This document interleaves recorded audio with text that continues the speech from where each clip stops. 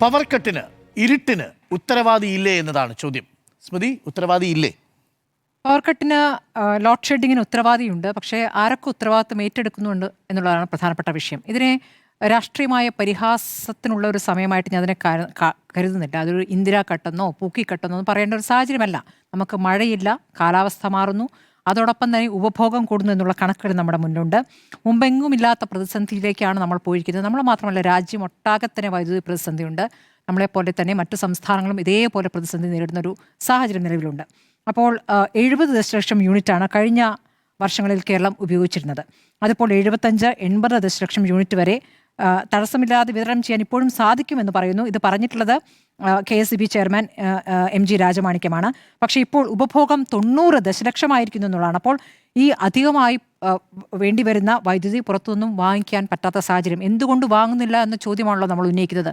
വാങ്ങാൻ എത്ര പൈസ കൊടുത്താലും കിട്ടാനില്ല എന്നൊരു സാഹചര്യം കൂടി നിൽക്കുന്നത് വലിയ പ്രതിസന്ധിയാണ്. അപ്പോൾ കഴിഞ്ഞ ദിവസം വൈദ്യുതി എക്സ്ചേഞ്ചിൽ നിന്നും 4000 മെഗാവാട്ട് ആവശ്യപ്പെട്ടെങ്കിലും കിട്ടിയത് വെറും 100 മെഗാവാട്ടിൽ താഴെ മാത്രമാണെന്ന് പറയുന്നു. മാത്രമല്ല, മഴയുടെ അളവ് കഴിഞ്ഞ വർഷം ഇതേ കാലയളവിൽ 47 മുതൽ 59% ഡാമുകളിലെ ജലനിരപ്പോൾ അത് വെറും 21%. കാലവർഷം ഉണ്ടായിട്ടേയില്ല. നമുക്ക് ഡാമുകളിൽ വെള്ളമില്ലാത്ത വല്ലാത്തൊരു സാഹചര്യം നിലനിൽക്കുന്നു എന്നുള്ളതാണ്. നമ്മൾ ഇതേ വൈദ്യുതി പ്രതിസന്ധി കുറച്ച് മാസങ്ങൾക്ക് മുമ്പ് ചർച്ച ചെയ്തിരുന്നു. എപ്പോഴാണ് ഈ തെരഞ്ഞെടുപ്പ് അടുത്ത ഘട്ടത്തിൽ ഏപ്രിൽ മാസത്തിലാണെന്നാണ് ഞാൻ മനസ്സിലാക്കുന്നത്. അന്ന് ഇരുണ്ട കാലമോ എന്ന വിഷയമാണ് ചർച്ച. ഇരുണ്ട കാലം എന്നുള്ളൊരു പ്രയോഗവും പ്രചാരണ വിഷയവുമാക്കിക്കൊണ്ട് അന്ന് LDF സർക്കാർ പ്രചാരണത്തിൽ പ്രധാനമായി ഉന്നയിച്ചെടുത്ത കാലമാണല്ലോ ഈ ലോഡ് ഷെഡിംഗ് ഇല്ലാത്ത കാലം, പവർ കട്ടില്ലാത്ത കാലമായിരുന്നു. ഒരു ജനറേഷന് എന്താണ് പവർ കട്ടെന്ന് അറിയില്ല എന്ന രൂപത്തിലൊക്കെ അത് വലിയ രൂപത്തിൽ അവതരിപ്പിച്ചിരുന്നു. പക്ഷേ അത് അവതരിപ്പിക്കുകയൊക്കെ ചെയ്ത് അത് പ്രചാരണത്തിലേക്കൊക്കെ കൊണ്ടുവന്ന് തിരഞ്ഞെടുപ്പിന് തൊട്ട് മുന്നത്തെ സമയങ്ങളിൽ പെട്ടെന്ന് ലോഡ് ഷെഡിംഗ് വേണ്ടി വന്നു. അന്ന് കൃഷ്ണൻകുട്ടിക്ക് അത് വിശദീകരിക്കാൻ പറ്റിയില്ല. ആ സമയത്ത് നമ്മൾ ഈ വിഷയം ചർച്ച ചെയ്തിരുന്നു. യഥാർത്ഥത്തിൽ എന്താണ് സംഭവിച്ചിരിക്കുന്നത്? നേരത്തെ ഈ ആര്യാടൻ ഒപ്പിട്ട കരാർ, ആ ഒപ്പിട്ട കരാർ എന്നുള്ളത് 25 വർഷത്തേക്കായിരുന്നു. നേരത്തെ സുനിൽ പറഞ്ഞ പോലെ ആ കരാർ ഉണ്ടായിരുന്നെങ്കിലും ഇപ്പോൾ പ്രതിസന്ധി ഉണ്ടാകുമായിരിക്കാം. അത് ശരിയാണ്. കാലം മാറുന്നതിനനുസരിച്ച് നമ്മുടെ ഉപഭോഗം കൂടുന്നതിനനുസരിച്ചുള്ള പ്രതിസന്ധി അവിടെ നിൽക്കുന്നു. പക്ഷേ അപ്പോഴും കുറച്ചൊരു ആശ്വാസം ഉണ്ടാകുമായിരുന്നല്ലോ. ആ 25 വർഷത്തേക്കുള്ള കരാറിൽ വെറും 4 രൂപ 29 പൈസയായിരുന്നു. അപ്പോൾ ഇതിൽ റെഗുലേറ്ററി കമ്മീഷനും പ്രധാനപ്പെട്ട റോളുണ്ട്. റെഗുലേറ്ററി കമ്മീഷൻ പ്രധാനപ്പെട്ട റോളുണ്ട്. കമ്മീഷൻ അത് റദ്ദാക്കുന്നു. അത് കഴിഞ്ഞിട്ട് പ്രതിസന്ധി വന്ന ഘട്ടത്തിൽ വീണ്ടും സർക്കാർ കമ്മീഷനെ സമീപിക്കുമ്പോൾ കമ്മീഷൻ പറയാം എന്നാൽ പിന്നെ ആ പൈസയ്ക്ക് തന്നെ വാങ്ങുന്നു. അപ്പോഴേക്ക് പിന്നെ അവർ തരുന്നില്ല. ആ സാഹചര്യത്തിലേക്ക് വന്നു. ആ ഒരു പ്രതിസന്ധി അവിടെയുണ്ട്. അപ്പോൾ കൂടിയ വിലയ്ക്ക് വാങ്ങേണ്ട ഒരു അവസ്ഥയിലേക്ക് എത്തിച്ചതിൽ ഒരു പ്രധാനപ്പെട്ട റോള് റെഗുലേറ്ററി കമ്മീഷനുണ്ടായിരുന്നു എന്നുള്ളതാണ്. പിന്നീട് ഇടത് സർക്കാർ വന്ന ഘട്ടത്തിൽ പിണറായി സർക്കാർ വന്നപ്പോൾ എന്ത് ചെയ്തു എന്ന് ചോദിക്കുമ്പോൾ ചില പ്രോജക്റ്റുകൾ കൊണ്ടുവന്നിട്ടുണ്ട്. സോളാർ ഉൽപ്പാദനം വലിയ രീതിയിൽ തുടങ്ങിയിട്ടുണ്ട്. ജലവൈദ്യുത പദ്ധതിക്ക് ഒരു 3 വർഷം ഇടുക്കിയിൽ 2ാം നിലയം ത്തിനൊരു പ്രാഥമിക പരിഗണന നൽകിക്കൊണ്ട് അതിൻ്റെ പ്രവർത്തനം അതിലേക്ക് മാറിയിട്ടുണ്ട്. അങ്ങനെ ചില കാര്യങ്ങളൊക്കെ നടന്നെങ്കിലും ദീർഘകാല അടിസ്ഥാനത്തിലുള്ള പദ്ധതികൾ ഉണ്ടായിട്ടുണ്ടോ എന്ന ചോദ്യം വരുമ്പോൾ അങ്ങനെ ഉണ്ടായിട്ടില്ല എന്നൊരു യാഥാർത്ഥ്യം കൂടി അവിടെ നിൽക്കുകയാണ്. അപ്പോൾ രാജ്യത്ത് പീക്ക് സമയത്തെ ഉപഭോഗം 300 ഗിഗാവാട്ടിലേക്ക് എത്തിയിരിക്കുന്ന ഒരു സമയമാണ് ഇപ്പോൾ എന്നുള്ളതാണ്.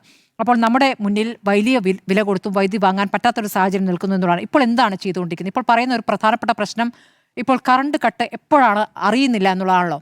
അങ്ങനെ അറിയിക്കാൻ പറ്റുന്നില്ല എന്നുകൂടിയാണ് ഇപ്പോൾ KSEB ചെയർമാൻ പറഞ്ഞത്. അറിയിക്കാൻ പറ്റാത്തൊരു സാഹചര്യം അവിടെ നിൽക്കുന്നു. ഇതേ സമാനമായ സാഹചര്യം നമുക്ക് ഏപ്രിലും കാണാൻ പറ്റുമോ? അന്നും ഈ പറഞ്ഞ ലോഡ് ഷെഡിംഗ് ഉണ്ടായ സമയത്ത് പെട്ടെന്ന് കട്ടുണ്ടാവുകയില്ല. അതായത് ലോഡ് ഷെഡിംഗ് ആണെന്ന് പോലും അന്നത്തെ വൈദ്യുതി മന്ത്രി സമ്മതിച്ചിരുന്നില്ല.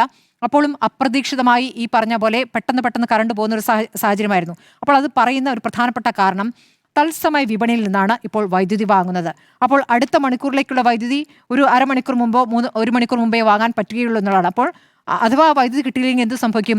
ലോഡ് കൂടിയ സബ്സ്റ്റേഷനുകളിൽ ഫീഡർ ഓഫ് ചെയ്യാൻ പറയും. ഇതേ പരിഹാരമായിട്ട് അപ്പോൾ ഉള്ളൂ. അപ്പോൾ അത് ഉപയോക്താക്കളെ നേരത്തെ അറിയിക്കാൻ കഴിയുന്നില്ല. ഈ ഒരു പ്രതിസന്ധിയാണ് ഇപ്പോൾ KSEB നേരിടുന്നതാണെന്ന് പറയുന്നത്. അതൊരു വലിയ പ്രതിസന്ധിയാണ്. അപ്പോഴും ഇപ്പോൾ നേരത്തെ പറഞ്ഞതുപോലെ ഒരു വാർത്തയുണ്ട്.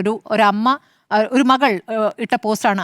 അവരുടെ അച്ഛന് ഓക്സിജൻ സിലിണ്ടർ, അതൊരു പ്രധാനപ്പെട്ട വിഷയമാണ്. ഓക്സിജൻ സിലിണ്ടർ ഇല്ലാതാകുന്ന ഒരു സാഹചര്യം, ശ്വാസം കിട്ടാത്തൊരവസ്ഥ, വൈദ്യുതി ഇല്ലാതെ ആകുമ്പോൾ ശ്വാസം കിട്ടാത്തൊരവസ്ഥ എന്ന് പറയുന്നത്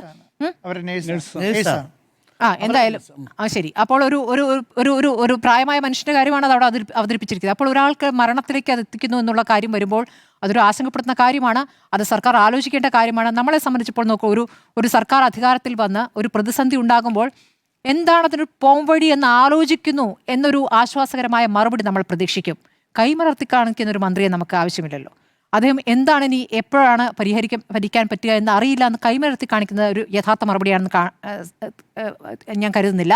പിന്നെ ദീർഘകാലാടിസ്ഥാനത്തിലുള്ള ചില കാര്യങ്ങൾ അദ്ദേഹം പറയുന്നുണ്ട്. ഈ പറയുന്ന ജലവൈദ്യുത പദ്ധതികൾ മാത്രമല്ല, മറ്റ് ആണവ പദ്ധതികളിലേക്കൊക്കെ നീങ്ങേണ്ടി വരും എന്നുള്ള കാര്യമൊക്കെ അദ്ദേഹം ചൂണ്ടിക്കാണിക്കുന്നുണ്ട്. കാസർഗോഡ് പദ്ധതിയാണല്ലോ പറയുന്നത്. ആ പദ്ധതിയുടെ കാര്യം പറഞ്ഞപ്പോഴേക്കും ഇന്ന് പ്രതിപക്ഷം പറഞ്ഞു അത് അനുവദിക്കില്ല എന്ന്. ആണോ പദ്ധതി അംഗീകരിക്കില്ല എന്ന് പറയുന്നത് പരിസ്ഥിതിയുമായി ബന്ധപ്പെട്ട് വലിയ തർക്കങ്ങളും പ്രതിഷേധങ്ങളും ഉണ്ടായ ഒരു വിഷയമാണ്. അപ്പോൾ അത് അംഗീകരിക്കില്ല എന്ന് പറഞ്ഞു. അപ്പോൾ എന്താണ് നമ്മുടെ മുന്നിൽ പോംവഴി എന്നൊരു പ്രധാനപ്പെട്ട വിഷയമുള്ളൂ. അത് ആലോചിക്കുമ്പോൾ സർക്കാരിന് ഇപ്പോൾ ദീർഘകാലാടിസ്ഥാനത്തിലുള്ള പദ്ധതിയിലേക്ക് നോക്കുന്നതിനൊപ്പം തന്നെ പെട്ടെന്ന് ചെയ്യാൻ പറ്റുന്ന കാര്യങ്ങൾ എന്താ എന്നൊരു ആലോചനയിലേക്ക് പോകുന്നതിനൊപ്പം തന്നെ ജനങ്ങൾ വൈദ്യുതി പാഴാക്കുന്നുണ്ടോ, അതും നമ്മൾ ഓരോരുത്തരും ഉത്തരവാദികളാണെന്നേ. ഒരിടത്ത് ആവശ്യമില്ലാതെ ഫാൻ കറങ്ങുന്നു, ഒരാവശ്യമില്ലാതെ ലൈറ്റ് ഇടുന്നു, പകൽ സമയത്ത് ലൈറ്റും ഫാനും ഇട്ട് പോകുന്നു, AC നിരന്തരം ഉപയോഗിക്കുന്ന സാഹചര്യം, വീടുകളിൽ AC ഒക്കെ ഉപയോഗിക്കുന്നതിലൊരു കൃത്യമായ സമയക്രമം പാലിച്ചാൽ തന്നെ ഇപ്പോഴുള്ള പ്രതിസന്ധി ഒഴിവാക്കാമെന്ന് കൂടി KSB പറയുന്നുണ്ട്. KSBയെ ഞാൻ പൂർണ്ണമായി കുറ്റപ്പെടുത്താൻ തയ്യാറല്ല കേട്ടോ. അപ്പോൾ നമുക്ക് ഒരു മരം വീണ് കറണ്ട് പോകുന്ന സമയത്തൊക്കെ പെട്ടെന്ന് വിളിച്ചാൽ ഇപ്പോൾ പണ്ടത്തെ പോലെ ഒന്നുമില്ല, വേഗം വന്ന് ശരിയാക്കും. അത് ഈ നിമിഷം തുടങ്ങിയതല്ല കേട്ടോ ഞാൻ പറഞ്ഞത്. ഈ 10 വർഷത്തിലൊക്കെ ഉണ്ടായ സാഹചര്യം ഞാൻ പറഞ്ഞത്. KSB ജീവനക്കാർ ഏത് പാതിരാത്രി വിളിച്ചാലും പെട്ടെന്ന് വന്ന് ശരിയാക്കുന്ന ഒരു സാഹചര്യം നമ്മുടെ മുന്നിലുണ്ട്. അത് മുൻകാലങ്ങളിൽ അങ്ങനെ അല്ലായിരുന്നു എന്നുള്ള യാഥാർത്ഥ്യം നമ്മുടെ മുന്നിലുണ്ട്. അപ്പോൾ ആ തരത്തിൽ KSB ജീവനക്കാരൊക്കെ പൂർണ്ണമായും ജനങ്ങളോട് ഉത്തരവാദിത്വത്തോടുകൂടി പെരുമാറുന്നുണ്ട്. പക്ഷേ ആത്യന്തികമായി ഈ പ്രശ്നം വരുമ്പോൾ നമ്മളും സമാനമായ ഉത്തരവാദിത്വം, നമ്മൾ യഥാർത്ഥത്തിൽ എല്ലാ ദിവസവും ഒരു കാർഡ് കൊടുക്കുന്നതല്ലാതെ എങ്ങനെ വൈദ്യുതി പാഴാക്കാതിരിക്കാം എന്നുള്ള കാര്യത്തിൽ ജനങ്ങളെ ആ സമയത്ത് ഓർമ്മിപ്പിക്കാൻ വേണ്ടി നമ്മളും കൃത്യമായ വാർത്തകൾക്കിടയിൽ ആ ഒരു കാർഡ് കൊടുക്കുന്നത് നന്നായിരിക്കും ഞാൻ കരുതുന്നു. 2016 അന്നത്തെ റിപ്പോർട്ടർ കൊടുത്തത് 10 വർഷം കൊടുത്തിട്ടില്ല, തപ്പിയെടുക്കുക. അല്ല, 10 വർഷത്തെ കാര്യമാണല്ലോ ഇപ്പോൾ ഞാൻ പറഞ്ഞത്. ഈ 10 വർഷത്തിന്റെ അവസാനത്തെ സമയത്ത് എന്ത് സംഭവിച്ചു എന്നുള്ള കാര്യം കൂടിയാണല്ലോ. കൂടിയ വിലയ്ക്ക് വൈദ്യുതി വാങ്ങിക്കൊണ്ടാണ് ആ പ്രതിസന്ധി. ജനങ്ങളും സഹകരിക്കണമെന്ന് കെ കൃഷ്ണൻകുട്ടി ഇടയ്ക്ക് പറഞ്ഞപ്പോൾ നമുക്ക് ആ കാർഡ് കൊടുക്കായിരുന്നു കേട്ടോ. അന്നേരം തപ്പിയെടുത്തിരുന്നെങ്കിൽ KSBയുടെ ഗതി നമുക്കിപ്പോൾ വരില്ലായിരുന്നു. ഒരു മിനിറ്റ്, അന്ന് കട്ടാണ്. നമുക്ക് ഇത് തർക്കിക്കാനുള്ള വിഷയമല്ല. ഒരു മിനിറ്റ് പ്ലീസ്, സീരിയസ് ആയ ഒരു കാര്യം ഞാൻ പറഞ്ഞു പൂർത്തിയാക്കട്ടെ. അങ്ങ് തർക്കിച്ചോളൂ. കൃഷ്ണൻകുട്ടിയുടെ കാലത്ത്, അതായത് തെരഞ്ഞെടുപ്പിന്റെ സമയത്ത് ആണല്ലോ ഈ പീക്കായിട്ട് വരുന്നത്. തെരഞ്ഞെടുപ്പിന് കഴിയുന്ന ആ സമയത്താണ്. അത് എന്താണ് വൈദ്യുതി പ്രതിസന്ധിയുടെ കാരണം? എന്താണ്? പശ്ചിമേഷ്യയിലെ യുദ്ധത്തിന് ശേഷം ഇലക്ട്രോണിക് ഗാഡ്ജറ്റുകൾ കൂടുതലായി ഉപയോഗിച്ചു. അന്ന് എത്ര വരെ ഉപയോഗിച്ചു? 6056 ദശലക്ഷം യൂണിറ്റ് വരെ വന്നു. ഇപ്പൊ എത്രയാ ഉള്ളത്? 4038. യുദ്ധത്തിന്റെ സാഹചര്യം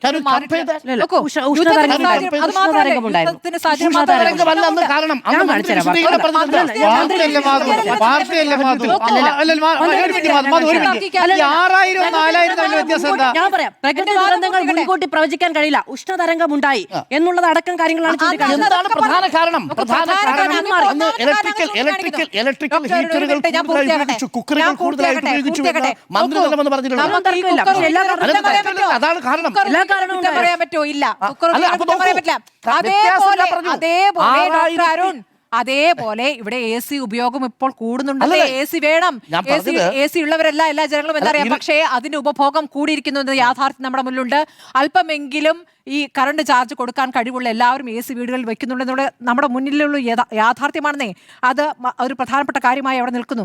അപ്പോൾ ഈ സ്മൃതിയുടെ ഒരു കാര്യം പറയുന്ന ഇടയ്ക്ക് ചോദിച്ചോട്ടെ, ഈ 4500 മെഗാവാട്ട് 4830 മെഗാവാട്ടിനകത്ത് ഇപ്പം ആവശ്യമുള്ള സമയത്ത് നിങ്ങൾ കട്ടുകൊണ്ടിരുന്നു എന്ന് വെക്കുക. 6000-ലധികം മെഗാവാട്ട് ആവശ്യമുള്ള സമയത്ത് വ്യാപകമായ കട്ടില്ല. അത് തമ്മിൽ അതെങ്ങനെ കുറയ്ക്കാൻ പറ്റും? പെർ ഡേ പറയുമ്പോൾ പിന്നെ കുറയ്ക്കണം എന്ന് പറയുന്നത് 3000-ലേക്ക് അങ്ങനെയല്ല. നിങ്ങൾ പറയുമ്പോൾ പറഞ്ഞ് കംപ്ലീറ്റ് ചെയ്യട്ടെ. ഇനിയിപ്പോ എന്താണ് നിങ്ങൾ 3000-ലേക്ക് കൊണ്ടുവരണമെന്നാണോ പറയുന്നത്? കേൾക്കൂ, ഇപ്പോൾ കൂടിയ വിലക്കും കിട്ടാനില്ലെന്നേ. കിട്ടാനുണ്ട്. പവർ എക്സ്ചേഞ്ചിൽ ഇന്നത്തെ നോക്കൂ, എത്ര സർപ്ലസ് കൊടുത്തിട്ടുണ്ട്. രാജമാണിക്ക് പറയുന്നുണ്ട് അങ്ങനെയല്ല. രാജമാണിക്ക് പറയുന്നത് കൂടുതൽ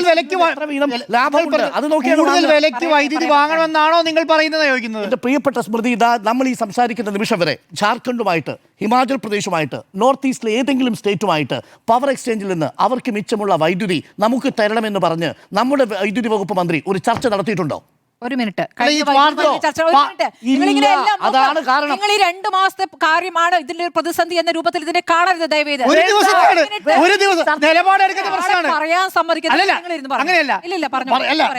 പറയാനില്ല. ആയിക്കോട്ടെ, ശരി. സർക്കാർ വരുമല്ലോ, അവിടെ പറയാലോ. ആ സമയത്ത് പറയാലോ. ഞാൻ പറഞ്ഞു പൂർത്തിയാക്കട്ടെ. ഇപ്പോൾ ഈ ഏപ്രിൽ നടന്ന പ്രതിസന്ധി നമ്മുടെ മുന്നിലുണ്ട്. അത് ഞാൻ പറഞ്ഞു. ഞാനിപ്പോൾ സർക്കാരുകളെ കുറ്റപ്പെടുത്തുക എന്ന രൂപത്തിൽ ഞാൻ എല്ലാ സർക്കാരുകൾക്കും ഉത്തരവാദിത്തമുള്ള കാര്യത്തിൽ തന്നെയാണ് ഞാൻ പറയുന്നത്. നേരത്തെ മഴക്കാലത്ത് തിരികെ നൽകാമെന്ന് പറഞ്ഞുകൊണ്ട് നമ്മൾ അങ്ങോട്ടും ഇങ്ങോട്ടും ബാർട്ടർ സമ്പ്രദായത്തിൽ വൈദ്യുതി വാങ്ങുന്ന ഒരു പരിപാടി ഉണ്ടായിരുന്നു. മധ്യപ്രദേശിൽ നിന്നും പഞ്ചാബിൽ നിന്നൊക്കെ ആ രൂപത്തിൽ വാങ്ങിയിരുന്നു.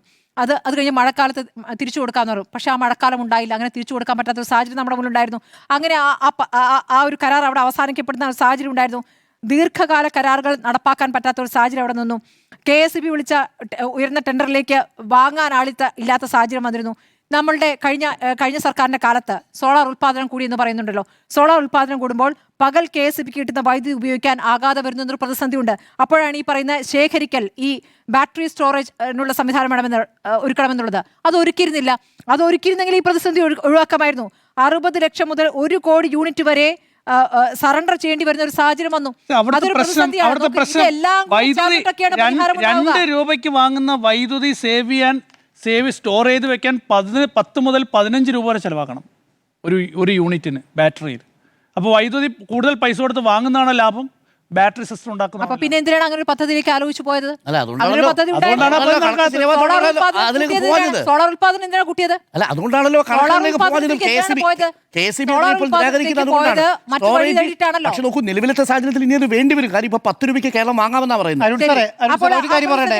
അരുൺ സാറേ, ഈ അരമണിക്കൂർ വൈദ്യുതി നിയന്ത്രണം വരുത്തണോ അല്ലെങ്കിൽ ഇരട്ടിയിലധികം രൂപ നൽകി വൈദ്യുതി വാങ്ങണോ എന്നതാണ് സംസ്ഥാനം നേരിടുന്ന ഏറ്റവും വലിയ പ്രതിസന്ധി എന്ന് പറയുക. ഈ കൃഷ്ണൻകുടീന്റെ സമയത്ത് ഇരട്ടിയിലധികം രൂപ കൊടുത്ത് വൈദ്യുതി വാങ്ങിയിട്ടുണ്ടെങ്കിൽ അങ്ങനെയാണ് കൃഷ്ണൻകുട്ടിയുടെ കാലം തന്നെ 2025 ജൂലൈയിൽ സോളാർ എനർജി കോർപ്പറേഷനുമായി ഈ ബസ് സംബന്ധിച്ച് കരാർ ഒപ്പിടുകയും ചെയ്തിരുന്നു. 15 മാസമാണ് നിർമ്മാണ കാലാവധി ഇരുന്നത്. അപേക്ഷ നൽകി ഏപ്രിൽ 21-നാണ്.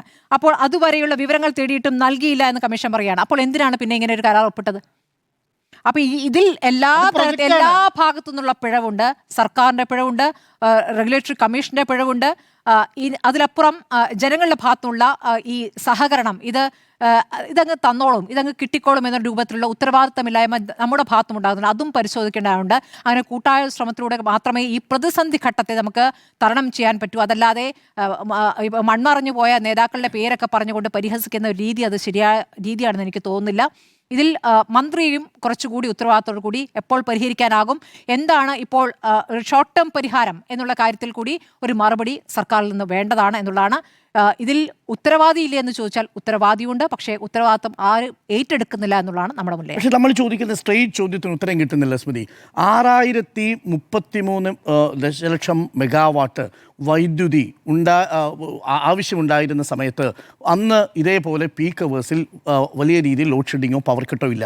ഇപ്പോൾ 2000 മെഗാവാട്ട് കുറവുള്ളപ്പോൾ ലോഡ് ഷെഡിങ് ഉണ്ടാകുന്നു. എന്താ കാരണം?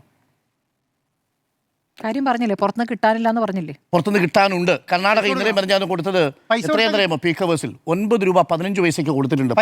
നോക്കിയാൽ മതി. കർണാടക ഭരിക്കുന്ന കോൺഗ്രസ് സർക്കാരാ. സംസാരിച്ചോ വൈദ്യുതി മന്ത്രി? കർണാടക പവർ എക്സ്ചേഞ്ചിൽ നിന്ന് വൈദ്യുതി മന്ത്രി ചെയ്യുന്ന എല്ലാ കാര്യങ്ങളും ഈ വൈദ്യുതി മന്ത്രിക്ക് പണി എന്താ സ്മൃതി? എന്നോട് എന്തിനാ ചോദിക്കുന്നത്? ഞാനെന്താ ആദ്യം പറഞ്ഞത്? കൈ മലർത്തുന്ന ഒരു മന്ത്രിയല്ല വേണ്ടത് ഞാൻ പറഞ്ഞില്ലേ? ശരി.